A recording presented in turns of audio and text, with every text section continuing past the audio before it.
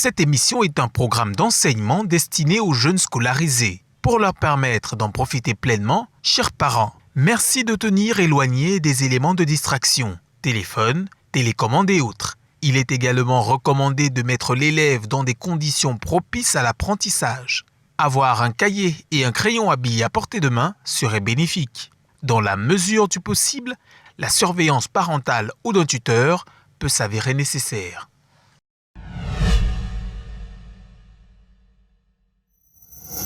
Je suis Hermania Jimmy, enseignant de mathématiques. Ce matin, je vais vous entretenir sur le cours de dénombrement. Il concerne les élèves de première C, D, E et TI. Alors, je demande donc à tous les élèves d'être attentifs. Alors, la compétence attendue dans ce cours est de pouvoir donner chez l'élève assez de ressources qu'il peut mobiliser pour résoudre un problème concret de la vie qui fait appel au dénombrement. Sans plus tarder, nous allons commencer par une définition introduction. Alors, dénombrer, c'est compter des objets. Ces objets sont créés à partir d'un ensemble E, formé d'éléments à partir des éléments de cet ensemble. Les objets que l'on peut former sont soit des listes d'éléments de E, soit des sous-ensembles de E. Alors, je suis en train ici de dire que le dénombrement, c'est cet art de compter. Et nous savons que pour compter, nous avons besoin des outils pour le faire. Des outils techniques, des outils mathématiques et même des outils efficaces. Parce que pour bien compter, ce n'est possible que lorsqu'on a des ressources du dénombrement. Parce que lorsque les situations deviennent plus nombreuses, il n'est pas évident d'utiliser les méthodes traditionnelles pour compter. Alors, on va donc sous la base d'un ensemble qui contient 4 éléments. Nous allons appeler ces éléments petit a, petit b et petit c et petit d respectivement. Alors, on remarque, le nombre d'éléments de E est appelé le cardinal. Nous remarquons donc que notre ensemble E a 4 éléments, dont son cardinal est égal à 4. Et comme tous les éléments sont distincts, c'est pour ça qu'un élément ne peut pas se compter 2 fois. Il est clair que son cardinal serait différent de 4 s'il y avait 2 éléments identiques. Parce qu'on ne peut pas compter un même élément plusieurs fois. Alors, qu'est-ce qui se passe en réalité? On va créer maintenant les conditions d'une expérience aléatoire. Par exemple, prenons 4 jetons indiscernables au toucher. Inscrivons sur le premier la lettre A, sur le deuxième la lettre B, sur le troisième la lettre C et sur le dernier la lettre D. Et plaçons-les dans un sac. Donc, on crée une expérience aléatoire, c'est-à-dire une expérience dont on ne peut prévoir l'issue. Une expérience qui va se faire au hasard. On va donc utiliser cette expérience pour mettre en évidence les situations dans lesquelles nous pouvons utiliser les outils de dénombrement. Le type de tirage que nous allons effectuer va nous édifier sur la méthode ou l'outil de dénombrement approprié à utiliser. Alors, nous allons nous lancer dans le grand 1, définition des objets du PUPLET. Alors, tirage successif avec remise, c'est notre première expérience. Ça se passe comment? On pioche un premier jeton, par exemple, petit b, et on le remet dans le sac. On pioche un second jeton, par exemple, petit a, et on le remet dans le sac. On pioche un troisième jeton, par exemple, petit a encore, et on le remet dans le sac. Et l'expérience est terminée. Ça veut dire que le jeu consiste à prendre successivement 3 jetons dans le sac en remettant chaque fois le jeton tiré. Le résultat est noté à l'aide des parenthèses B, point virgule, A, point virgule, A.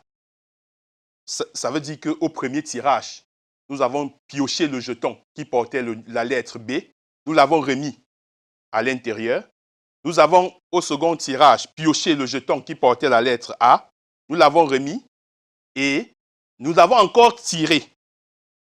Les résultats de cette expérience sont des listes de 3 éléments de E avec répétition d'éléments possibles. On constate que dans ce type de jeu, dans cette expérience aléatoire, lorsqu'un jeton est tiré, il peut encore être tiré, puisque lorsqu'on tire un jeton, on le remet dans le sac avant d'effectuer le second tirage. Mais tout est clair. La lettre que porte le jeton est un élément de l'ensemble. Et comme nous allons le faire 3 fois, on obtiendra donc ce qu'on appelle une liste d'éléments de E, mais qui sont non nécessairement distincts. Ça veut dire que s'il y a un élément qui arrive, il peut encore arriver avec la nature du jeu. Alors, les résultats possibles de cette expérience sont des listes de 3 éléments de E avec répétition d'éléments possibles. Une liste de 3 éléments est appelée un triplet. Plus généralement, une liste de P éléments est appelée un P-uplet ou une P-liste. Attention, une liste respecte un ordre, c'est-à-dire que le triplet B-A-A est bel et bien différent du triplet A-A-B. Pourquoi? Parce que le triplet B-A-A signifie que au premier tirage, on a prélevé le jeton qui portait la lettre B. Au second tirage, on a prélevé le jeton qui portait la lettre A. Et au troisième tirage, on a prélevé le jeton qui portait la lettre A. Contrairement au deuxième triplet, qui signifie qu'au premier tirage, on a pioché le jeton qui portait la lettre A. Au deuxième tirage, on a pioché le jeton qui portait la lettre A encore. Et au troisième tirage, on a pioché le jeton qui portait la lettre B. Mais il y a un ordre, ça veut dire qu'il y a un premier jeton pioché, un second jeton pioché et un troisième jeton pioché. Et l'ordre intervient ici. C'est pour ça qu'on parle de P-liste. Alors, on nous dit, dans la liste, il y a un premier élément, un deuxième élément, etc. Donc, si nous voulons comprendre la situation de P-uplet, la situation de P-uplet, c'est cette situation-là qui arrive lorsque nous prélevons les éléments un à un, en remettant chaque fois l'élément prélevé. Ça veut dire qu'un élément peut arriver plusieurs fois. Mais le tirage se fait l'un après l'autre. Ça veut donc dire qu'il y a un ordre. Ça veut dire qu'il y aura un premier tirage, un second tirage. Si nous sommes dans cette situation où les éléments sont prélevés l'un après l'autre et qu'après ça, on peut avoir une répétition, alors nous saurons que nous sommes dans une situation de P-uplet. Alors, passons à la prochaine situation. C'est la situation d'arrangement. Là, on refait une autre expérience qu'on nomme tirage successif sans remise. On pioche un premier jeton. C'est-à-dire que nous sommes toujours dans la situation où les 4 jetons portent chacune les lettres respectives A, B, C et D et que ces jetons sont mis dans un sac. Mais cette fois-ci, on pioche un jeton, un premier jeton, par exemple B, que l'on ne remet pas dans le sac. On pioche un second jeton, par exemple A, que l'on ne remet pas dans le sac. On pioche un troisième jeton, par exemple C, que l'on ne remet pas dans le sac. Et l'expérience est terminée. Ça veut dire que le jeu consiste à tirer successivement, mais sans remise, 3 jetons du sac. Les jetons sont tous tirés l'un après l'autre, mais une fois tiré, il n'est plus remis dans le sac. Ça veut donc dire que cette situation est un peu différente de celle précédente. Le résultat est noté à l'aide des parenthèses BAC. Les résultats possibles de cette expérience sont donc des listes de 3 éléments de E sans répétition d'éléments possibles. Alors, ça veut donc dire que, à l'issue du jeu, au premier tirage, nous avons prélevé le jeton qui portait le numéro B, la lettre B, pardon. Au deuxième tirage, nous avons pioché le jeton qui portait la lettre A. Et au troisième, nous avons pioché le jeton qui portait la lettre C. Alors, Une liste de 3 éléments sans répétition possible est appelée un arrangement de 3 éléments. Plus généralement, une liste de P éléments sans répétition possible est un arrangement de P éléments de E. Ça veut dire que les arrangements sont des P-uplets particuliers. Ce sont des P-uplets dans lesquels les éléments prélevés sont 2 à 2 distincts. Contrairement aux P-uplets où on peut rencontrer des éléments qui se ressemblent, ça veut dire que l'apprenant doit déjà savoir que quand il est dans une situation de tirage successif, il doit se poser la question de savoir est-ce que les éléments peuvent se répéter ou non. Si les éléments peuvent se répéter, il saura directement qu'il est dans une situation de P-uplet. Sinon, il saura qu'il est dans une situation d'arrangement. Alors, remarque, cette dénomination a pour avantage de bien marquer l'importance de l'ordre dans la liste. Un arrangement de P éléments de E est un cas particulier de P-uplet d'éléments de E. On l'a dit. Alors, vous voyez ici que le jeu de la deuxième expérience est légèrement différent du jeu de la première expérience. Et ce jeu de la deuxième expérience nous a renvoyé à l'outil que nous appelons arrangement. Maintenant, il y a un outil particulier d'arrangement que nous allons appeler les permutations. Qu'est-ce que nous saurons dans une situation de permutation? Alors, cas particulier d'arrangement. Si l'on réalise autant de pioches sans remise qu'il y a de jetons dans le sac, on obtient alors une liste de tous les éléments de E rangés dans un ordre.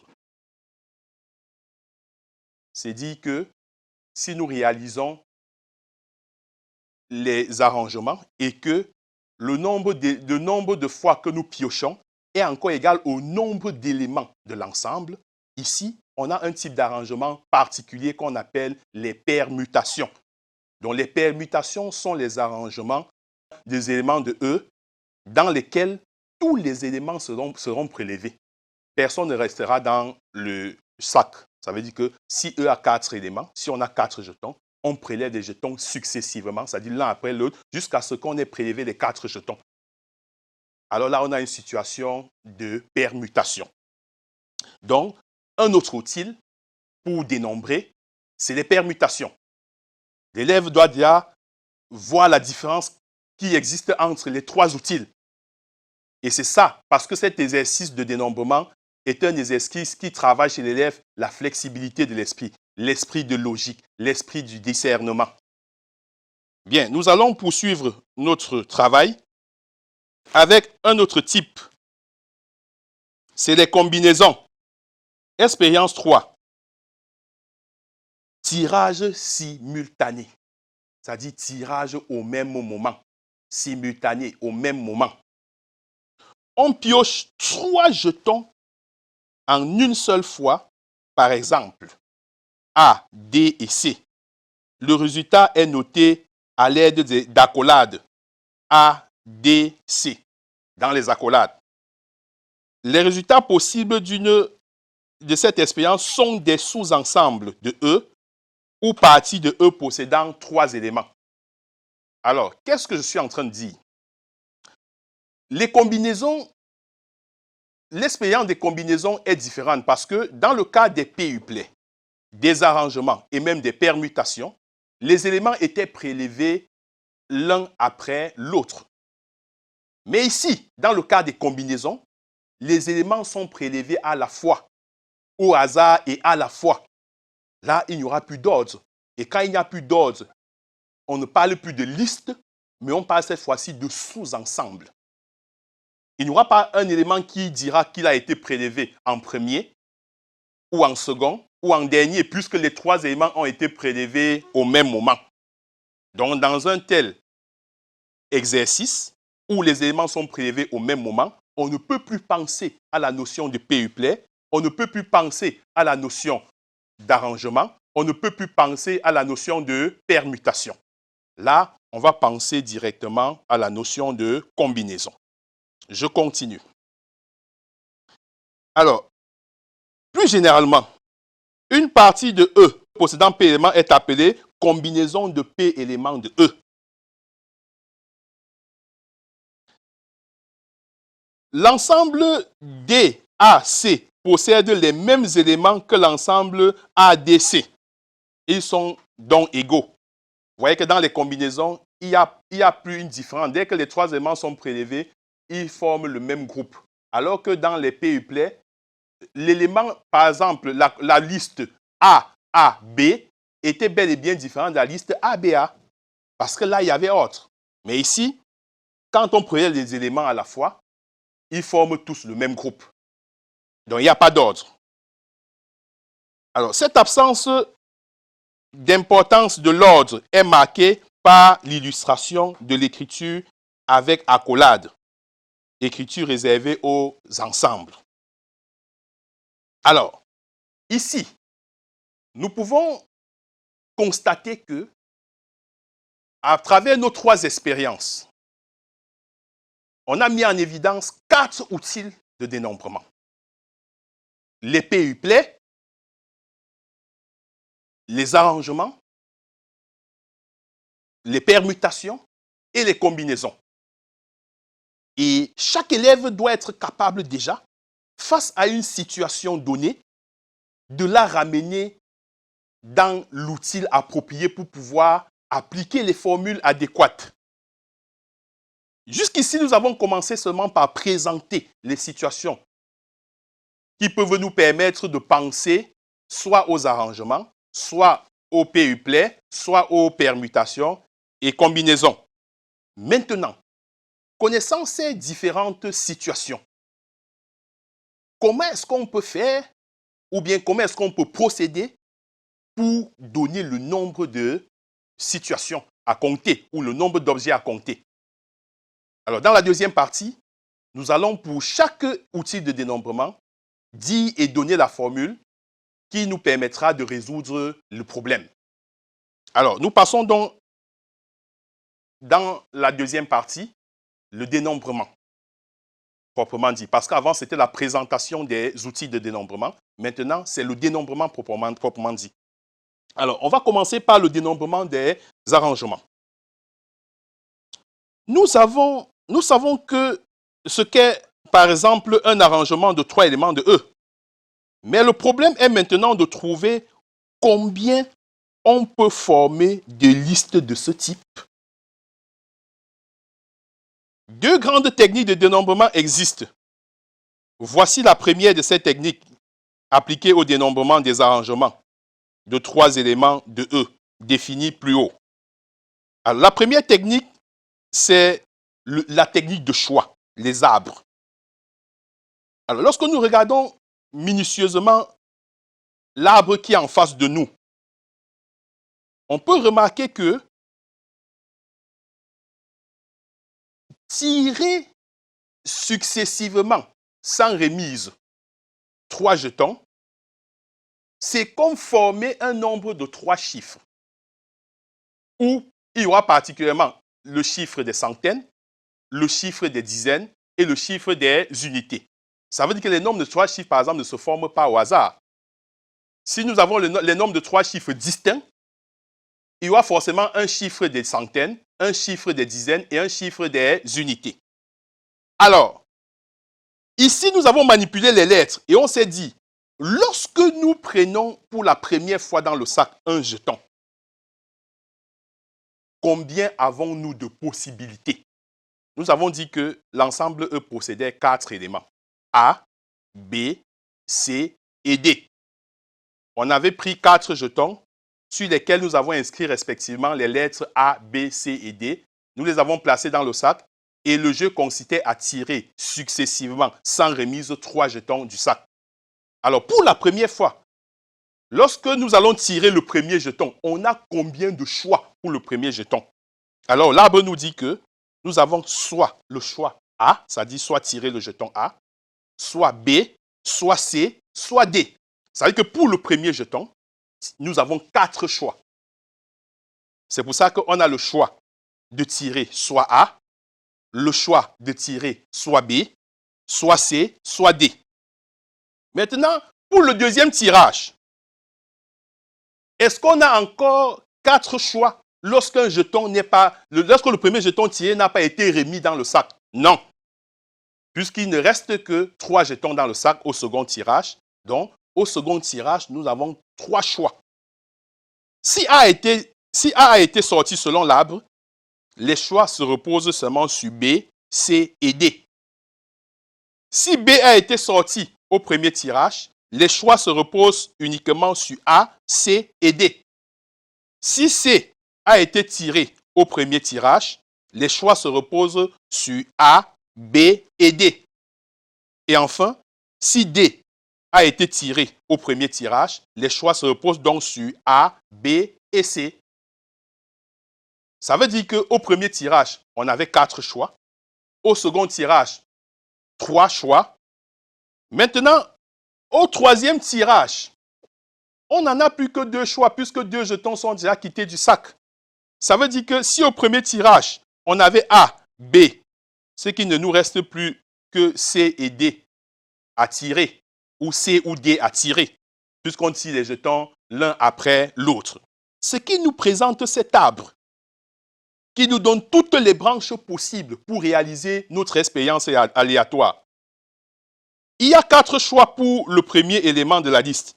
Puis, à chaque choix fait pour le premier élément correspond pour le deuxième élément un même nombre de 3 choix. Ainsi de suite, comme je vous l'ai expliqué.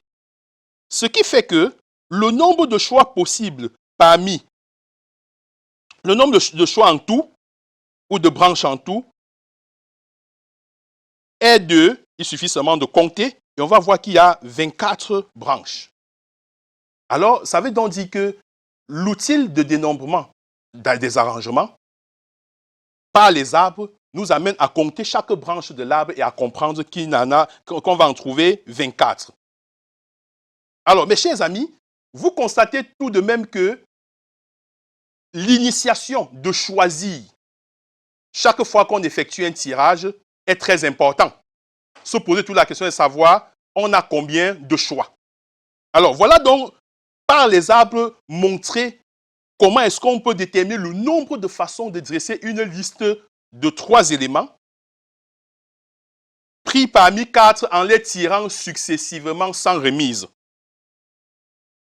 Fabriquer un arrangement de 3 éléments de E équivaut à remplir les cases avec les éléments 2 à 2 distincts. Nous allons voir tout de même que seules les branches ne suffisent pas pour élucider ce mode de tirage. On peut utiliser les cases puisque nous tirons les jetons successivement sans remise. 3 jetons. Ça veut dire qu'on peut réserver une première case pour le premier jeton tiré, une seconde case pour le deuxième jeton tiré et une troisième case pour le troisième, en énumérant les choix chaque fois. Alors, nous allons voir comment est-ce qu'on peut aussi démontrer, retrouver ce nombre par la méthode des cases. Marquons une petite pause et retrouvons-nous tout de suite. Merci.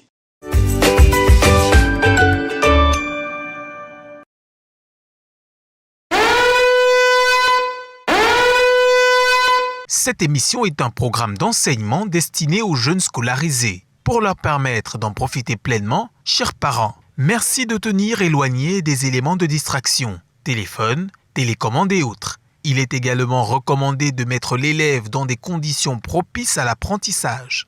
Avoir un cahier et un crayon à billes à portée de main serait bénéfique. Dans la mesure du possible, la surveillance parentale ou d'un tuteur peut s'avérer nécessaire.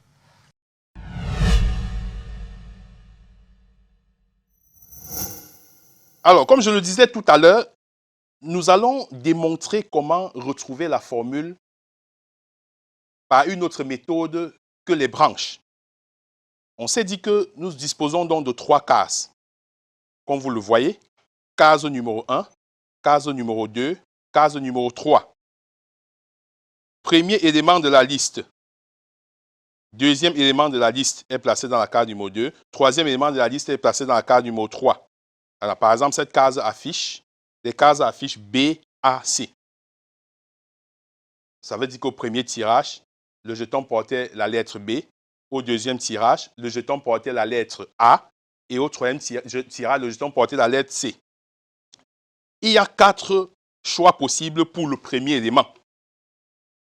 Puis, le choix du premier élément étant fait, il reste 3 choix possibles pour le deuxième élément. Enfin, le choix des 2 premiers éléments étant fait, il reste 2 choix possibles pour le dernier. Le nombre de listes est donc 4 choix pour la première case, 3 choix pour la deuxième case, 2 choix pour la troisième case. Ça fait donc 4 fois 3 fois 2, ça donne 24. Alors, vous voyez que même par la méthode des cases, on trouve le même résultat. Et ce résultat, on appelle arrangement de 3 éléments de E distincts. Remarque, cette technique équivalente à celle de l'arbre est parfois plus pratique quand, par exemple, un élément de la liste est connu ainsi que sa position. En cas général, soit un entier naturel supérieur à 1, soit P un entier tel que P soit compris entre 1 et N.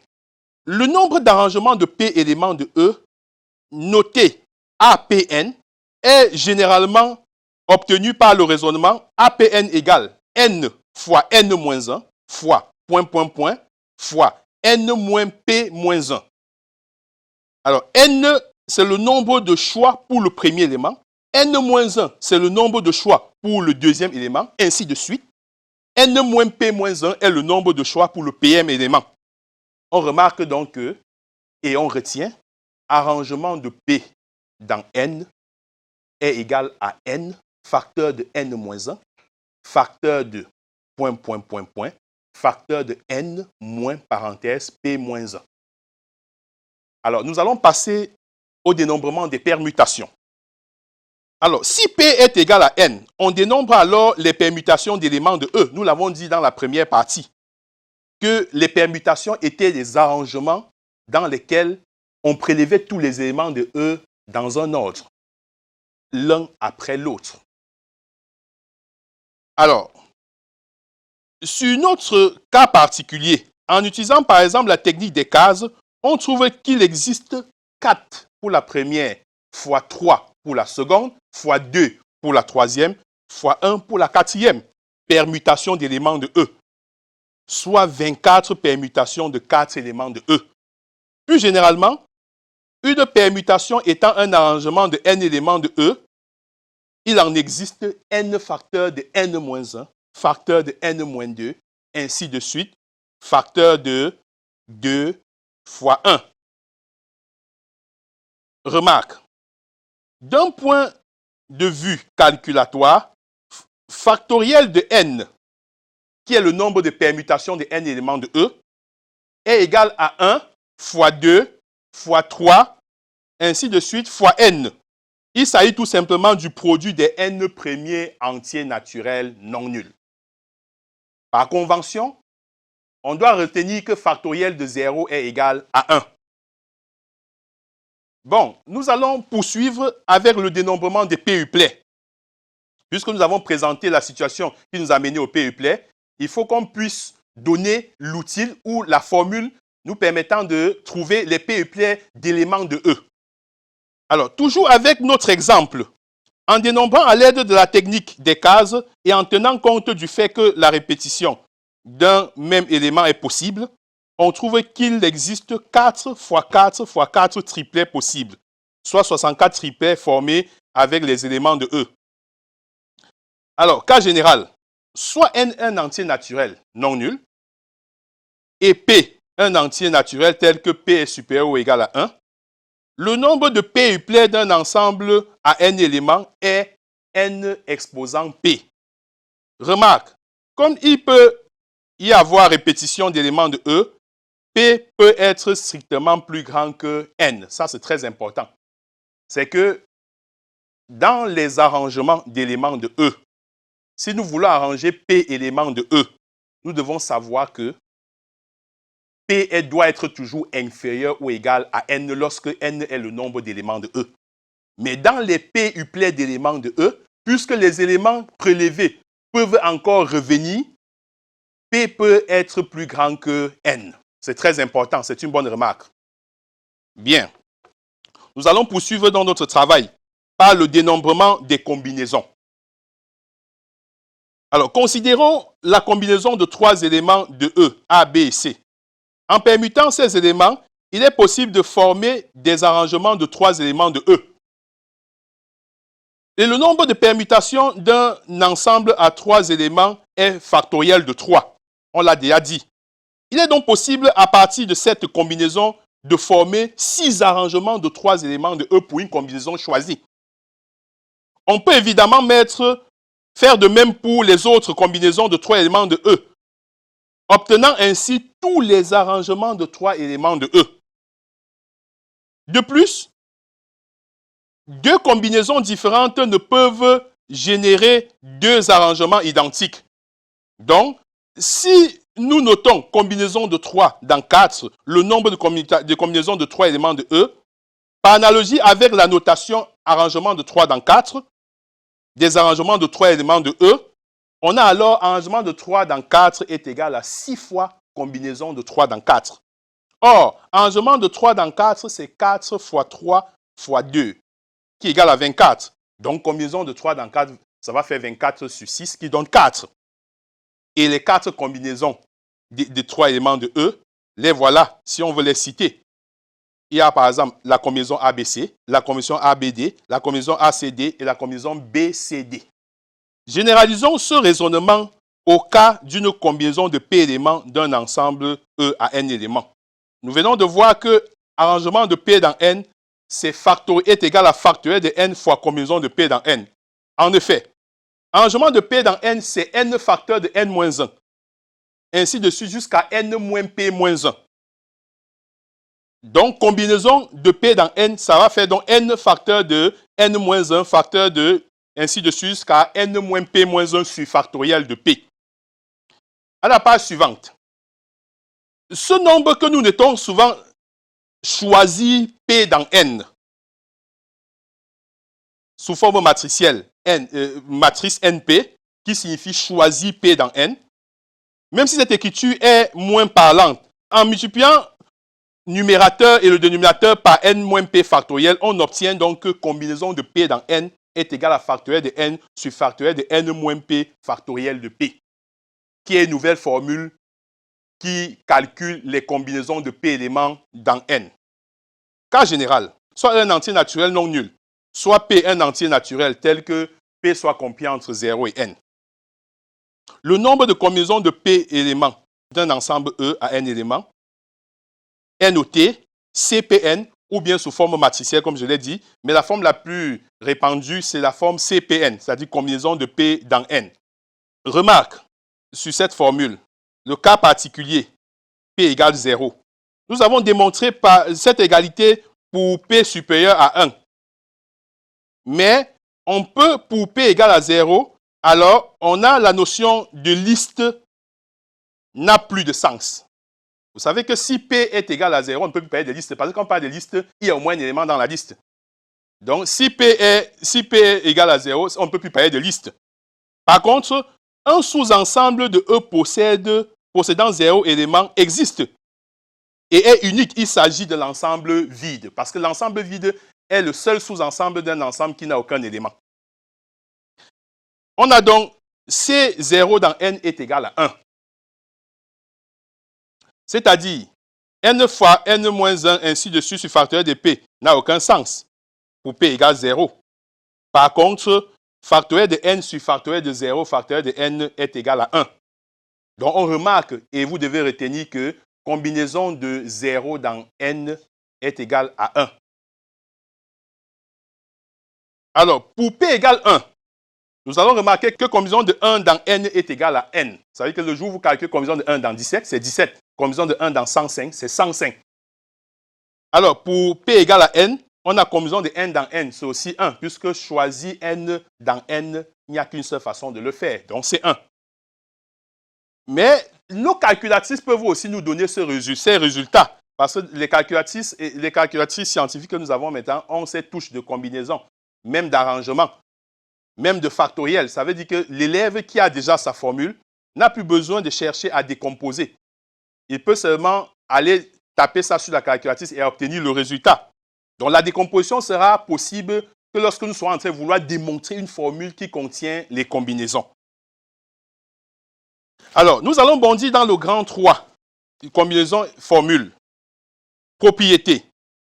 Pour tout n et p entier naturel, tel que 0 soit inférieur ou égal à p, inférieur ou égal à n, combinaison de p dans n est égale à combinaison de n moins p dans n.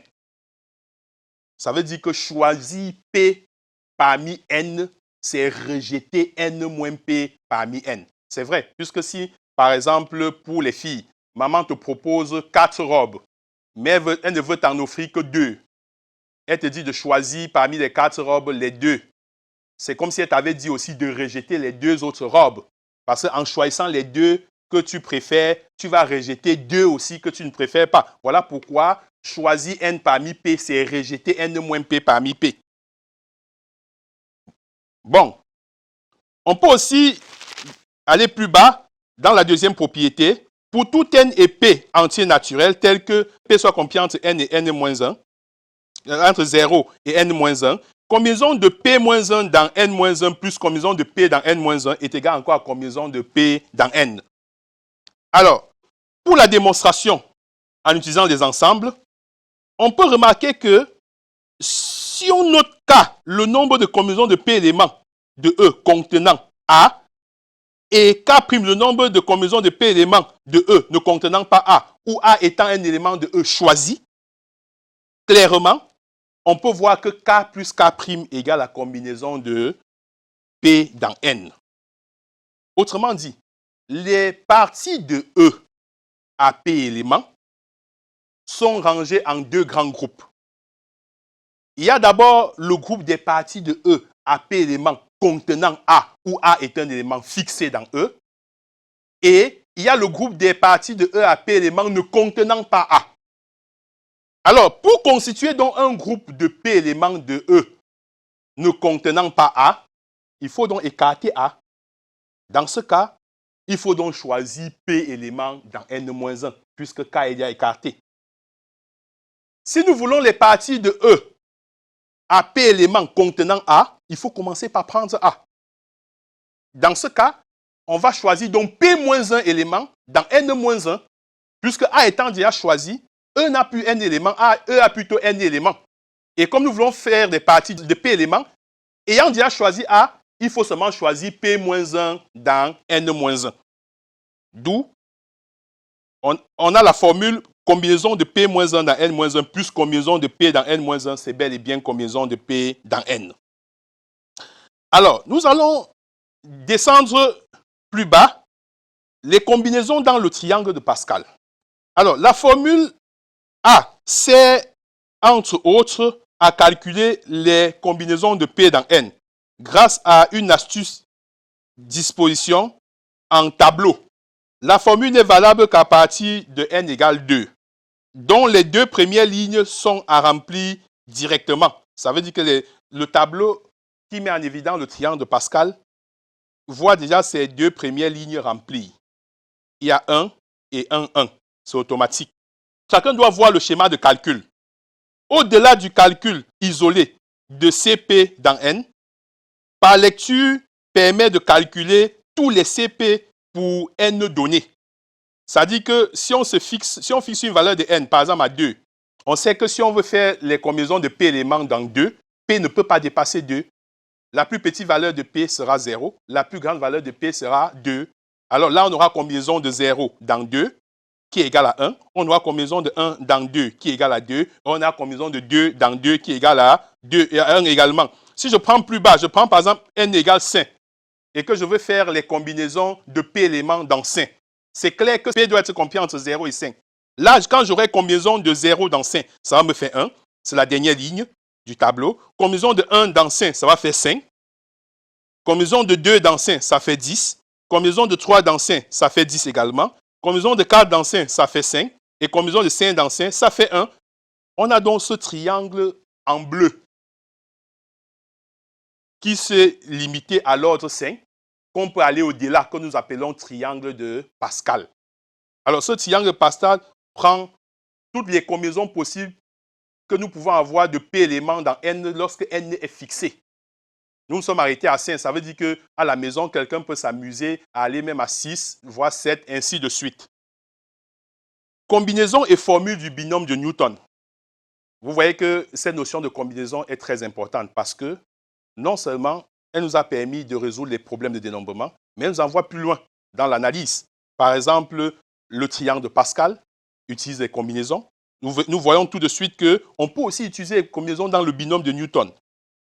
Alors, c'est quoi la formule du binôme de Newton? Pour tout réel A et B, et pour tout entier n supérieur ou égal à 1, on a A plus B à la puissance n est égal à combinaison de 0 dans n à la puissance n plus combinaison de 1 dans n à la puissance n-1 b plus ainsi de suite, combinaison de n-1 dans n à la puissance 1 et b à la puissance n-1 plus combinaison de n dans n, b à la puissance n. Ça veut dire que quoi? Dans le développement de a plus b à la puissance n, on part de combinaison de 0 dans n jusqu'à combinaison de n dans n, qui sont respectivement les coefficients des termes dans le développement. La puissance de a va diminuer, commençant à l'ordre n jusqu'à l'ordre 0, tandis que celle de b va augmenter de l'ordre 0 jusqu'à l'ordre n. Voilà pourquoi le premier terme, c'est combinaison de 0 dans n. A à la puissance n est le maximum, mais b à la puissance 0. Et comme tout nombre à la puissance 0, c'est 1, voilà pourquoi le premier terme, c'est combinaison de 0 dans n à la puissance n. Le deuxième terme, si je l'explique, nous passons donc de combinaison de 0 dans n en combinaison de 1 dans n. On obtient donc combinaison de 1 dans n. La puissance de a doit diminuer. Avant, c'était a à la puissance n. Maintenant, ce sera a à la puissance n-1. La puissance de b augmente. On a donc b, on avait d'abord b à la puissance 0, on aura donc b à la puissance 1. Donc, logiquement, c'est combinaison de 1 dans n. A à la puissance n-1, b à la puissance 1. Et b à la puissance 1, c'est b. Voilà pourquoi on lit combinaison de 1 dans n à la puissance n-1 b. Ainsi de suite. Ainsi de suite, la puissance de a ne fait que diminuer. Celle de b augmente. Jusqu'à atteindre le dernier terme, combinaison de n dans n, a à la puissance 0 qui va faire 1 et b à la puissance n. On a ainsi la formule du binôme de Newton. Donc, une fois de plus, pour bien développer à l'aide du binôme de Newton, on doit savoir calculer les combinaisons. Bien, une petite explication. La présence de k parmi n dans la formule s'explique de la sorte, par exemple, a à la puissance n-1, b puissance 1, a pour représentant dans le développement de a plus b à la puissance n, b, a, point, point, point, a, b, a, point, point, point, a, b, a, point, point, point, a, etc.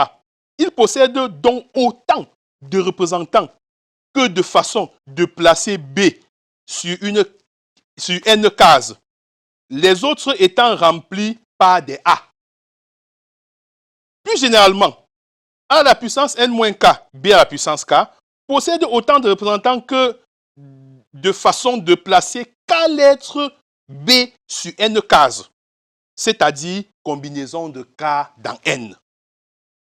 Alors, remarque, cette formule est également valable de façon plus générale pour a et b, nombres complexes.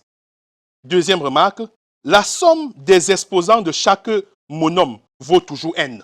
Il faut toujours se rassurer que quand vous sommez les monômes, la puissance de chaque monôme là, ça doit donner n.